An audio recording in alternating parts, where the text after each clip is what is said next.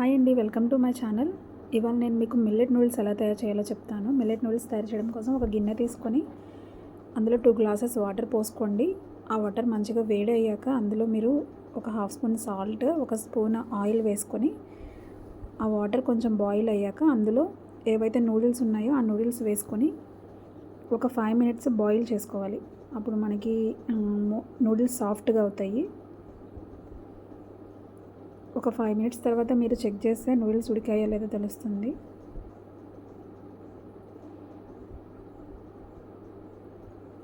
Okay, ఇప్పుడైతే నాకు noodles ఉడికాయి. నేను వాటిని తీసి పక్కకు పెట్టేస్తున్నాను. ఆ వాటర్ వంపేసి పక్కకు పెట్టుకుంటున్నాను స్ట్రైనర్లో వేసి.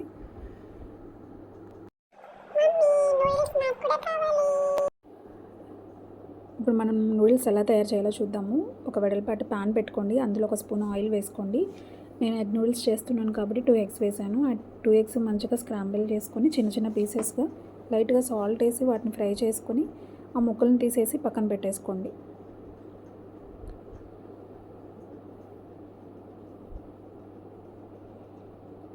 సేమ్ ఇదే ప్యాన్లో మళ్ళీ ఒక స్పూన్ ఆయిల్ వేసుకోండి.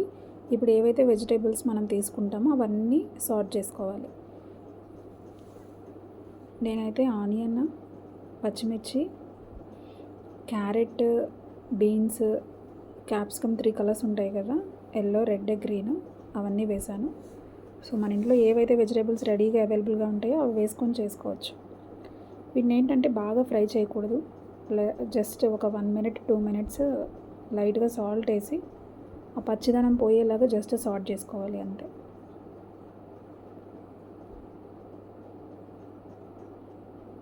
సో వీటిని ఒక 2 మినిట్స్ సార్ట్ చేసుకున్నాక half spoon red chilli powder, కొంచెం చికెన్ మసాలా వేసాను నేను. దాంతోపాటు మనకి నూడిల్స్ ప్యాకెట్లో నూడిల్స్ మసాలా వస్తుంది, ఆ మసాలా వేసాను. ఇంకా నేను స్పెషల్గా వేరే మసాలా ఏం వేయలేదు, అది వేసాను.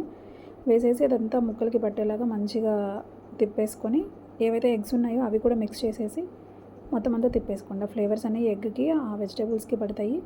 సో ఇందులో ఇప్పుడు మనం ఏమైతే బాయిల్ చేసి రెడీగా పెట్టుకున్నామో పక్కన పెట్టుకున్నామో నూడిల్స్ అవి కూడా వేసుకొని మంచిగా కలుపుకోవాలి. కొంచెం కొత్తిమీర వేసేసుకొని మంచిగా అవన్నీ ఆ ఫ్లేవర్స్ అన్నీ ఆ నూడిల్స్కి స్టిక్ అయ్యేలాగా మంచిగా ఫ్రై చేసుకోండి. బాగా తిప్పుతూ ఫ్రై చేసుకోండి.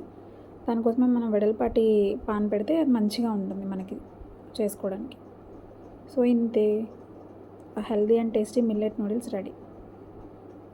ఇది మైదా కాదు, మిల్లెట్స్తో తయారు చేసిన నూడిల్స్. నేను స్లర్ప్ ఫామ్ వాళ్ళ యూజ్ చేశాను. సో మీకు కూడా కావాలి అంటే మీరు ట్రై చేసి చూడండి ఒకసారి, బాగుంటాయి. మనం తినేటప్పుడు ఆనియన్, లెమన్ పెట్టుకొని తినండి, టేస్టీగా ఉంటుంది. సో నేనైతే రెగ్యులర్గా ఇలా తయారు చేస్తాను మిల్లెట్ నూడిల్స్.